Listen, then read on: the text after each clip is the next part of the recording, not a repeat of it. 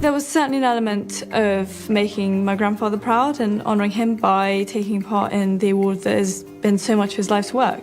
And I definitely hope that I have made him. For generations, the priceless jewels of the British monarchy have symbolized power, loyalty, and the quiet passing of royal favor from one generation to the next. But when whispers emerged that Lady Louise would inherit a treasured collection once closely associated with the late Queen Elizabeth, the news didn't just surprise royal watchers, it reportedly ignited tension behind palace walls. Even more startling were claims that members of Queen Camilla's family were far from pleased. So how did Lady Louise suddenly become the center of such a sensitive royal inheritance? The announcement that shook the palace. On the evening of January 30th, 2026, the calm and carefully curated world of the British royal family was quietly jolted. For months, nothing had hinted at any upheaval. Royal watchers were lulled into a sense of steady routine, with palace events and public appearances following the familiar rhythm of tradition. But that evening, from the historic and iconic walls of Buckingham Palace, a brief statement emerged, simple in words, yet extraordinary in its implications. At first glance, the announcement seemed almost routine, a small note among the palace's usual communications. Yet as people read between the lines, it became clear that the message revealed something previously hidden from the public eye, a private collection of jewels belonging to the late Queen Elizabeth. These were not the grand crowns and glittering tiaras familiar to the world. Instead, this collection had been kept largely secret for decades, known only to the inner circles of the royal family. Its historical and personal significance was profound, touching both heritage and heart, and it sent ripples through anyone who understood its rarity. Unlike the glittering crown jewels, which dazzled the public and were paraded for ceremony and spectacle, these jewels carried a different kind of weight, one far quieter, almost secretive. They existed in the shadows of royal life, rarely discussed, seldom seen, and for most people, their very presence was a mystery. Curiosity about them had lingered for years, whispered in royal circles, but never confirmed, until now. The palace's recent statement sent ripples through the public and the press. The entire hidden collection had been entrusted to a single heir, Lady Louise Windsor. At just 22, she had lived a life strikingly private, far removed from the glare of tabloids and royal fanfare. Known for her modesty, her discretion, and her calm elegance, Louise had often seemed invisible to the headlines that consumed so many of her relatives. Major royal scandals and dramatic moments often passed her by, leaving her quietly in the background. And yet, in one extraordinary announcement, she suddenly found herself at the center of attention, the focus of fascination, and the inheritor of a legacy few even knew existed. Overnight, the young royal who had long shunned the spotlight became the subject of the most talked-about revelation in recent royal history, her name now impossible to ignore. But as any seasoned observer of the monarchy would suspect, the story was far richer than the words printed in the palace statement. Behind the polished and carefully neutral language, whispers had already begun circulating among insiders. Far from the calm surface presented to the public, the weeks leading up to the announcement had reportedly been filled with deliberation, quiet tension, and strategic maneuvering over the jewel's future. Sources suggest that various parties had taken an interest in the collection. Some insiders claimed that supporters of Queen Camilla considered whether the jewels could be transferred under a different form of royal control. Meanwhile, members of the extended Parker Bowles family were rumored to be exploring potential influence over the estate tied to the inheritance. Legal advisors were consulted. Property surveyors were reportedly called in. Strategic discussions and analyses were underway, all behind the closed doors of palace rooms steeped in history. For a moment, it seemed possible that a subtle, intricate struggle might quietly unfold, away from public eyes. Yet, in the end, no disputes materialized. Every effort to challenge or redirect the inheritance quietly dissipated. The reason was as straightforward as it was powerful. Long before her death, Queen Elizabeth had meticulously secured the collection through legal measures that were precise, binding, and unassailable. Every arrangement had been carefully documented, leaving no room for question or contestation. Her foresight ensured that her intentions were clear and inviolable. What the public initially perceived as a simple act of inheritance was, in truth, the culmination of a deeply considered plan, one designed with wisdom, patience, and an understanding of both family dynamics and history. The late Queen's decision reflected more than property or wealth. It carried symbolic weight, a gesture that intertwined personal legacy, trust, and the subtle shaping of her family's future. As royal observers and the public alike would soon appreciate, the significance of this inheritance extended far beyond sparkling gemstones. It spoke of strategy, foresight, and a quiet, deliberate shaping of destiny, elements that only the keenest eyes and deepest knowledge of palace affairs could fully grasp. And for Lady Louise Windsor, it marked not only the inheritance of precious jewels, but a sudden and extraordinary entry into the heart of modern royal history. What is the jewel collection like? Why would it result in controversy? Let's delve into the details of a living legacy of history, power, and elegance. Queen Elizabeth's private jewels. Queen Elizabeth possessed one of the most remarkable and historic collections of jewels ever assembled. Some of these pieces belonged to her in her role as monarch, while others were part of her personal possessions.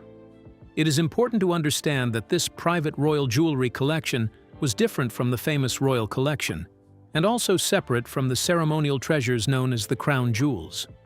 The crown jewels are the official symbols of the monarchy, used only during major state ceremonies, while Elizabeth's own jewelry collection reflected centuries of history, tradition, diplomacy, and personal taste.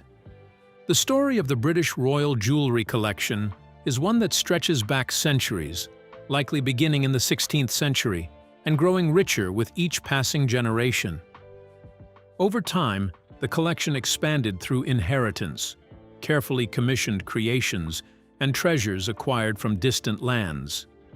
Some of these pieces arrived in England through wars, revolutions, or political changes, while others were offered as diplomatic gifts by foreign rulers, each carrying a piece of history along with it.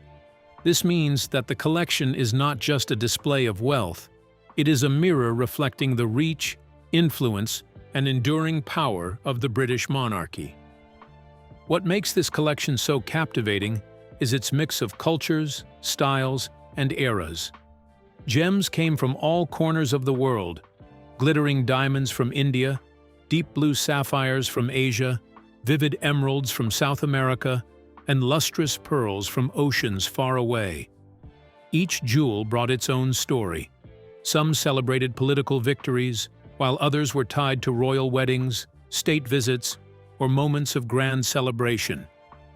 In the royal vaults, every necklace, brooch, ring, and tiara holds a hidden history, whispering tales of the past to those who can see beyond their sparkle. Interestingly, much of the jewelry Queen Elizabeth inherited or chose to wear was made in the 19th and 20th centuries, a golden age for the art of jewelry making. During these centuries, royal craftsmen achieved extraordinary levels of skill, creating pieces that combined breathtaking beauty with deep symbolic meaning. Tiaras glimmered with elegance, necklaces carried stories of power, and brooches spoke of subtle personal messages. Many of these treasures had already graced the shoulders, wrists, and fingers of queens, princesses, and brides long before Elizabeth became monarch. Of course, the crown jewels remain the most famous symbols of British royalty, but they are rarely worn. St. Edward's crown, for instance, appears only once in a monarch's lifetime. At the coronation, the sacred ceremony marking the crowning of a new king or queen.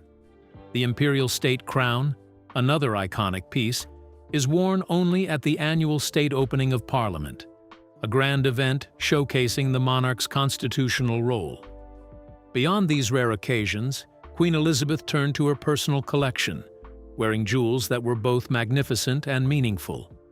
Her personal collection was nothing short of extraordinary, a dazzling treasure trove that spoke volumes about her taste, history, and presence. It boasted over 300 carefully chosen pieces, each with its own story. 98 intricate brooches, 46 elegant necklaces, 37 bracelets shimmering with detail, 34 pairs of earrings, 20 breathtaking tiaras, 15 rings, 14 watches, and 5 delicate pendants.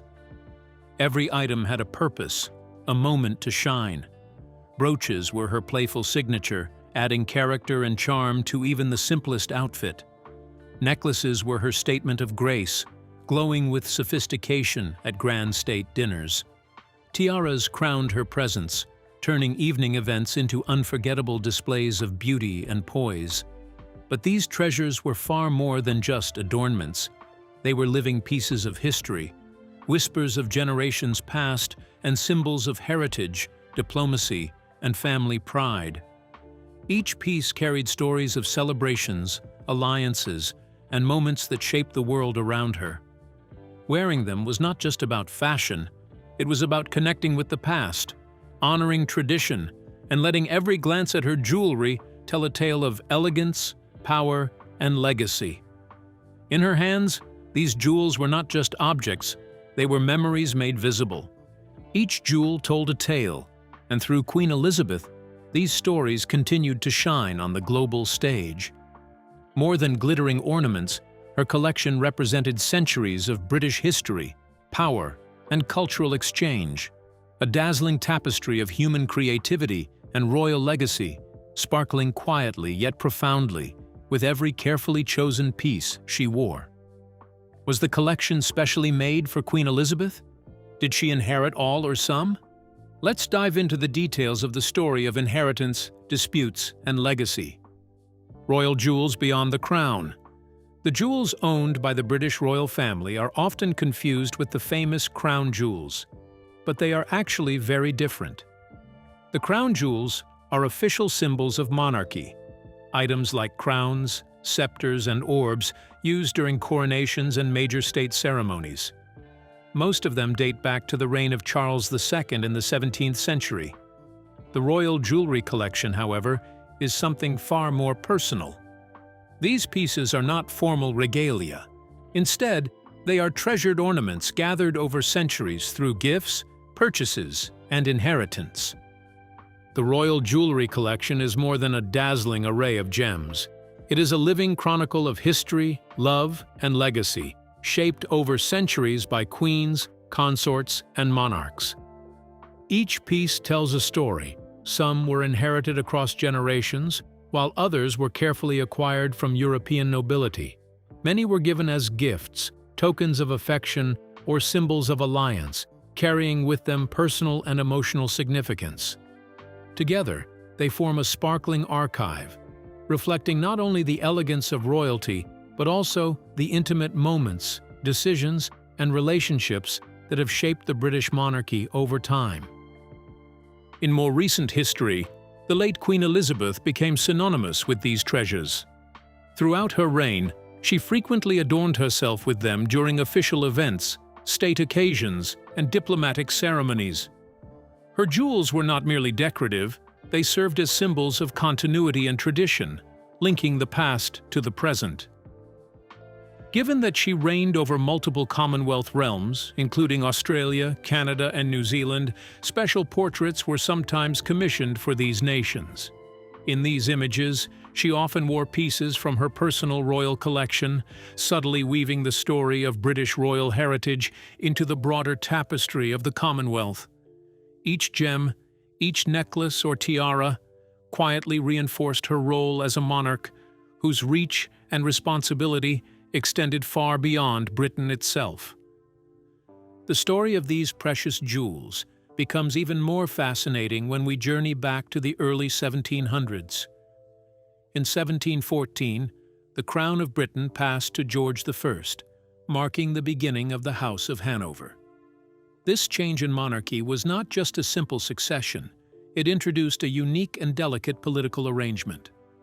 At that time, Britain and the German territory of Hanover shared a king, an arrangement known as a personal union.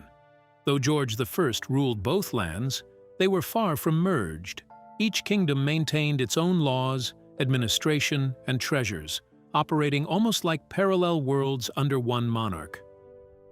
For the early Hanoverian rulers, this separation was not merely a formality, it was essential.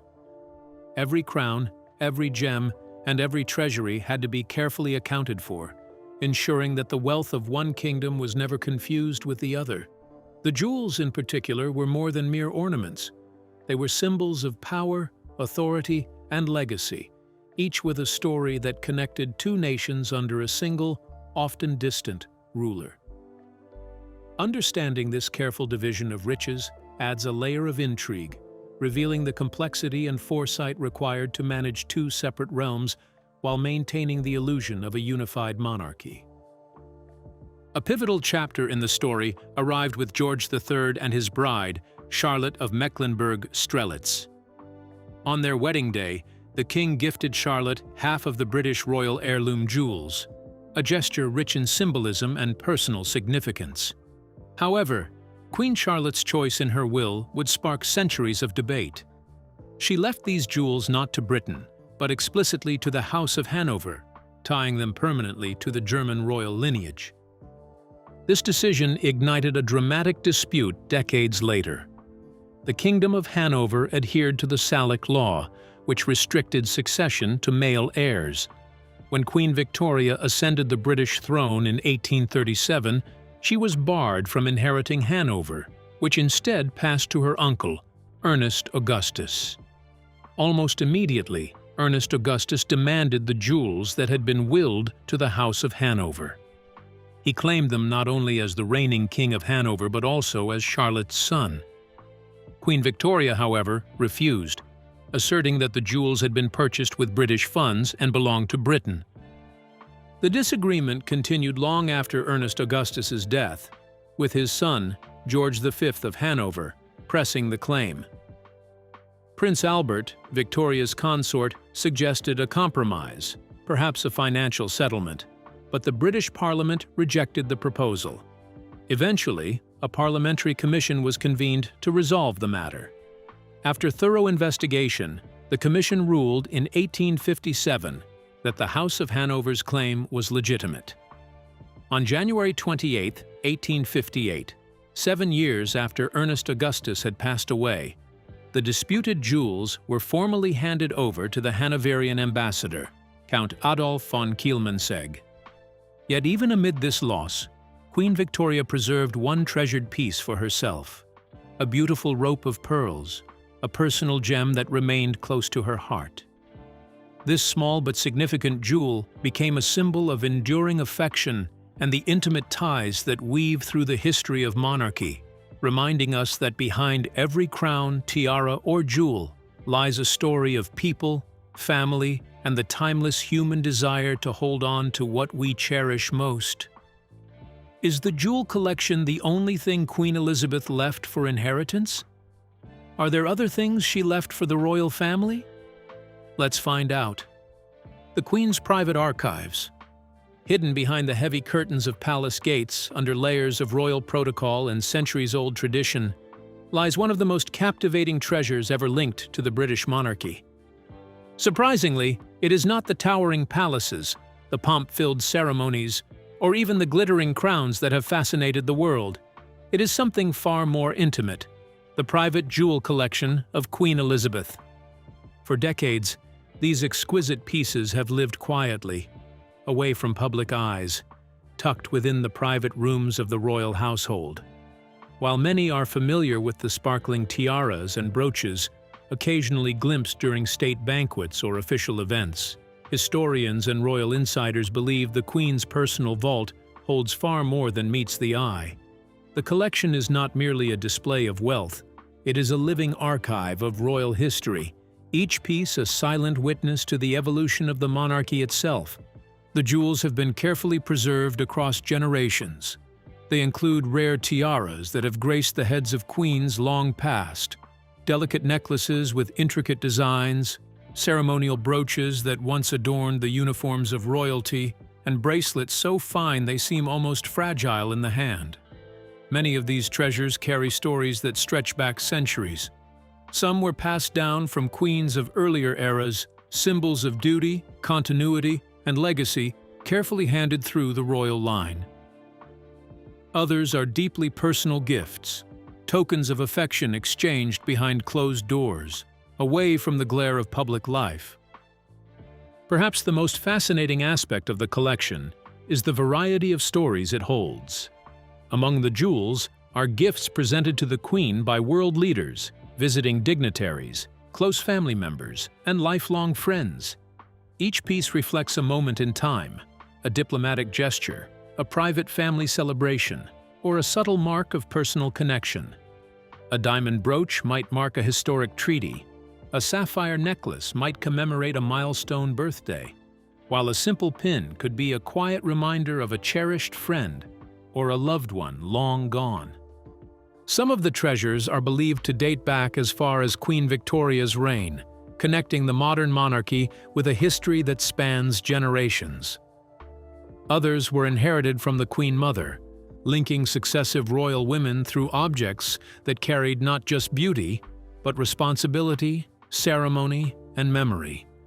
These jewels are, in essence, the living threads that tie together centuries of royal women who bore the weight of the crown while navigating the complexities of duty, family, and public expectation. What makes the collection particularly intriguing, however, is how little of it has been formally documented. Unlike the crown jewels, which are state property and displayed with pomp during coronations and major ceremonies, the Queen's private jewels remained firmly under her control. Many were stored away, worn sparingly, or set aside because of the sentimental weight they carried. A brooch might appear only at a moment of symbolic importance. A necklace could be reserved for a diplomatic meeting where subtle messages mattered. Former palace staff have recounted that the Queen often selected her jewelry not just for its beauty, but for its meaning. A silent language of gemstones and gold. A royal historian once described the collection beautifully. These jewels are more than decoration. They are memories cast in gold and gemstones, moments from history that the Queen carried with her. Each jewel, no matter how small, serves as a record of a moment in her reign. State dinners, private family celebrations, or fleeting personal triumphs that would never make the headlines. Legally, the situation surrounding these jewels is equally unique.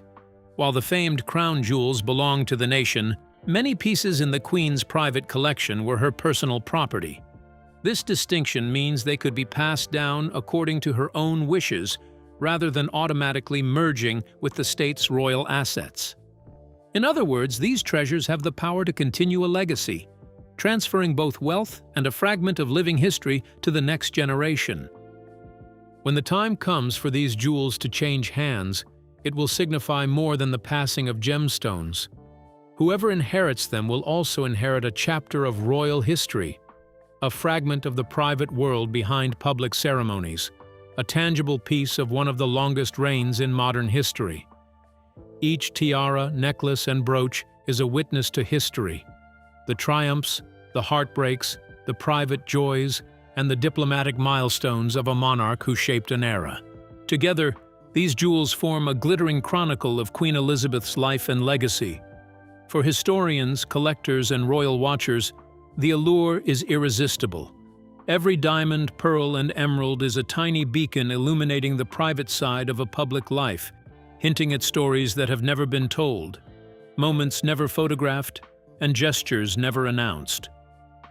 Ultimately, within those carefully locked boxes of gold and gemstones lies something far more precious than wealth.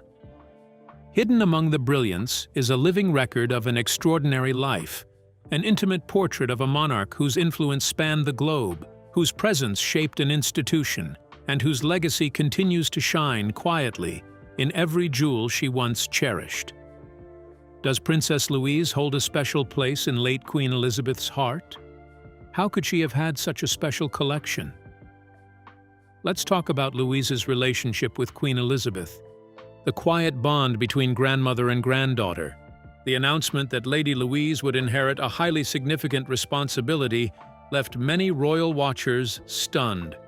To the public eye, she had never been among the most visible members of the royal family.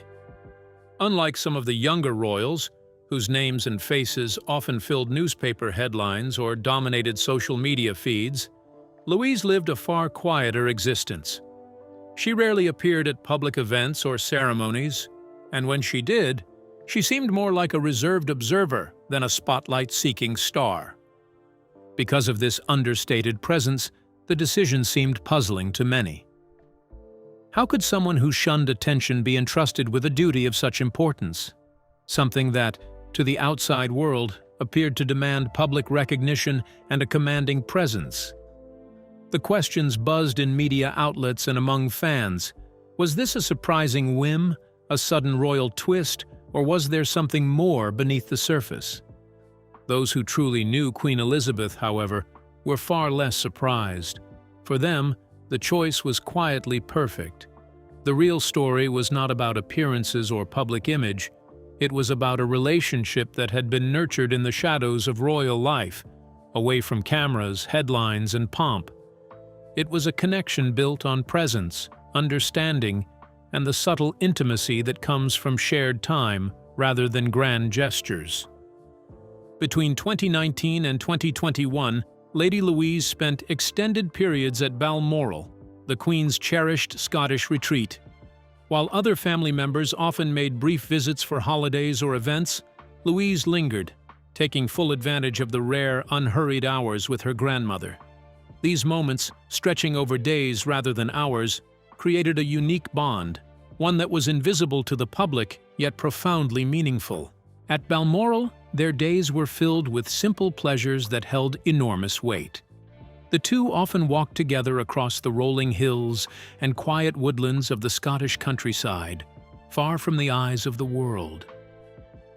Without the constant pressure of royal duties, the Queen could relax, and Louise could simply be herself.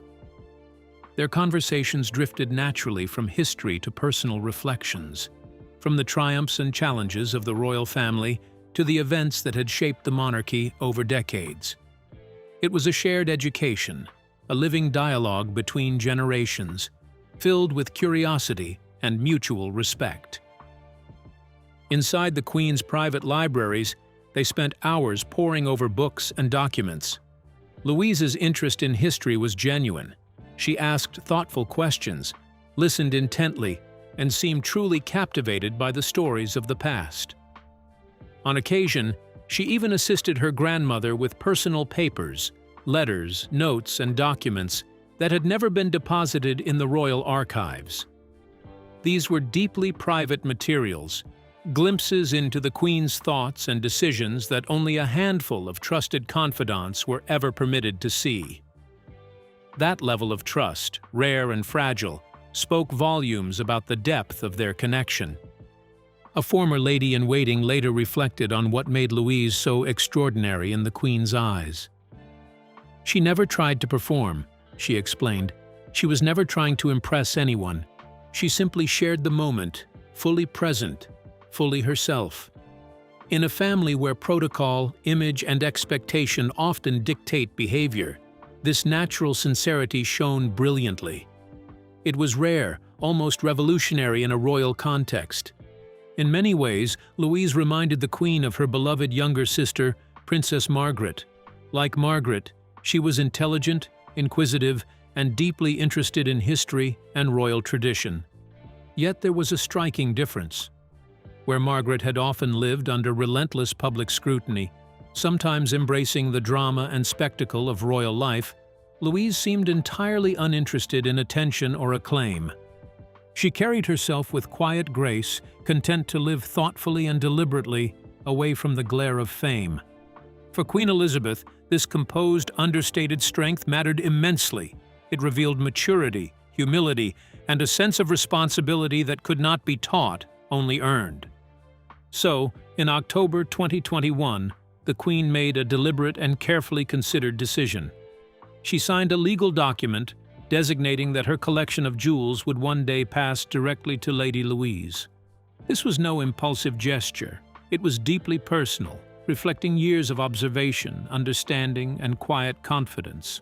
It was a statement of trust, a way of ensuring that her most treasured possessions, symbols of history, memory, and legacy, would be cared for by someone who valued them not for status or spectacle, but for their true meaning.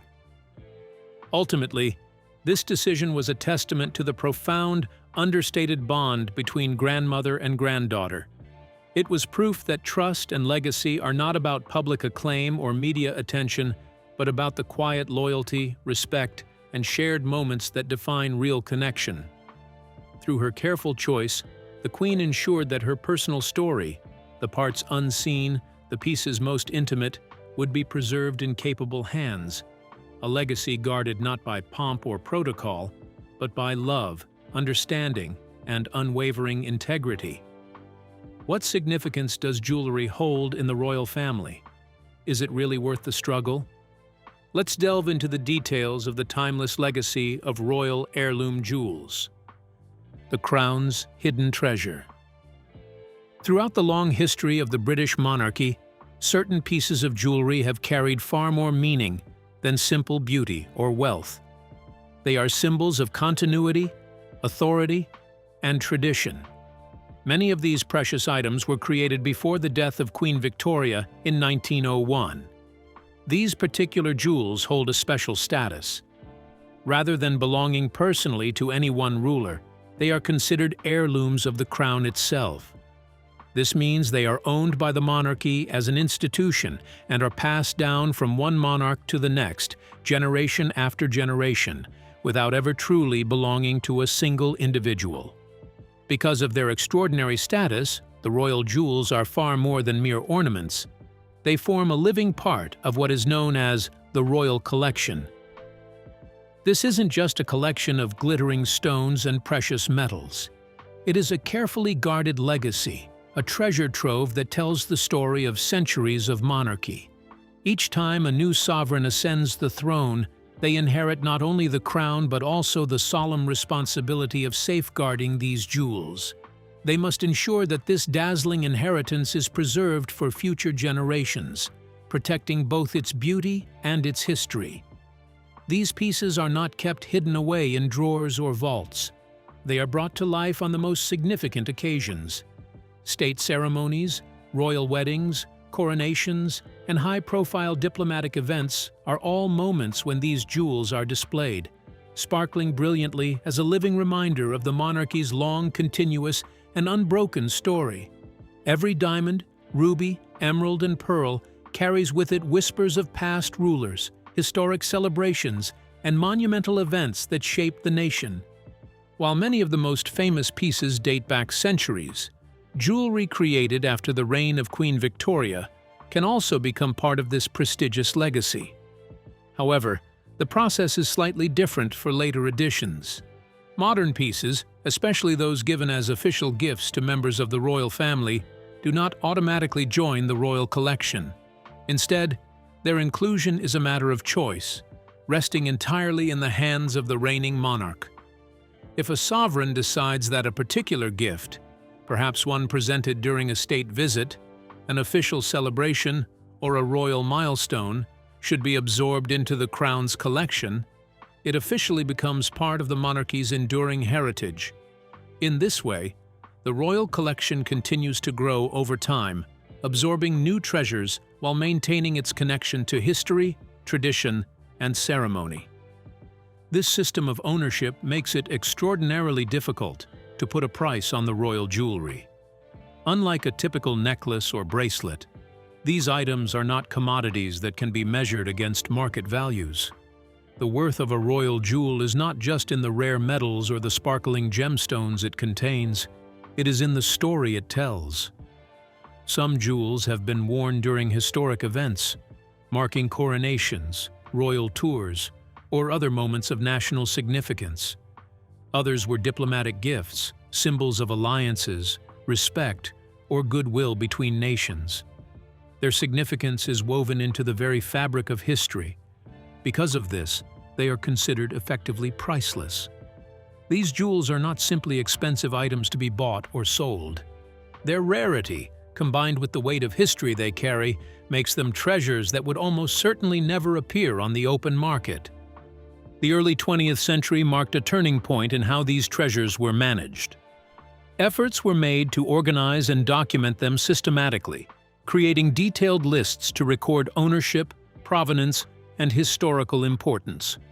Several of these records were never fully published, remaining private documents, yet they are invaluable in keeping track of which pieces belong to the crown and which are the personal property of individual royal family members.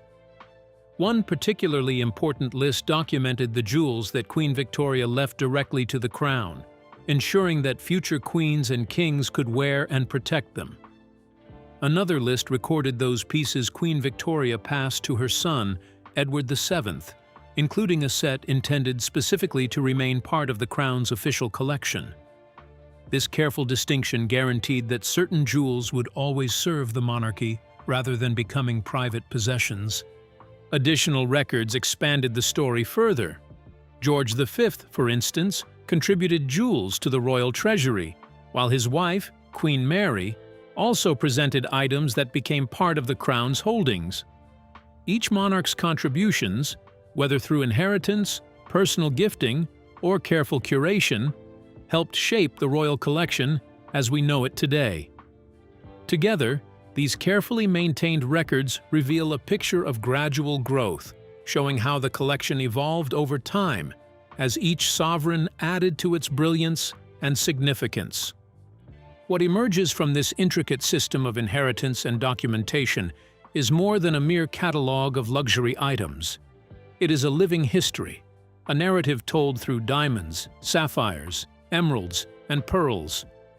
Each piece connects the present monarchy with its past, reminding us that these treasures are not just beautiful, they are symbols of continuity, authority, and national identity. They tell stories of royal weddings, state occasions, historic treaties, and family legacies. They carry the weight of centuries and the pride of generations, dazzling not only with their physical beauty, but with the power of the history they represent. In essence, the royal collection is a shining testament to the enduring story of the British monarchy. Each monarch contributes to it, ensuring that it grows richer, more detailed, and more historically significant with every passing generation. From Queen Victoria to the present sovereign, the jewels of the crown are cherished not only for their beauty, but for the legacy they carry. They serve as enduring symbols of tradition, ceremony, and history, preserving a story that stretches across centuries and ensuring that the monarchy's glittering past continues to shine in the present, and will do so for generations yet to come. So, what do you think about Queen Elizabeth's decision on her jewel collections? Do you think Camilla would plot to get it? We'd love to hear your opinions in the comments below. And don't forget to like and subscribe.